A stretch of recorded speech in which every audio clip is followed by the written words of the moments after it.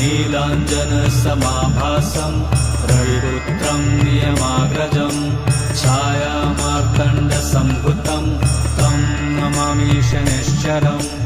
नीलाञ्जनसमाभासं रविपुत्रं नियमाग्रजं छायामार्तण्डसम्भुतं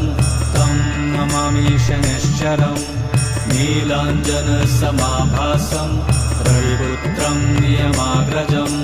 छायामार्तण्डसम्भुतं तं नमामि शनैश्चरम् नीलाञ्जनसमाभासं रविपुत्रं नियमाग्रजं छायामार्तण्डसम्भुतं तं नमामि शनैश्चरम् नीलाञ्जनसमाभासं रविपुत्रं नियमाग्रजं छायामार्तण्डसम्भुतं तं नमामि शनैश्चरम्।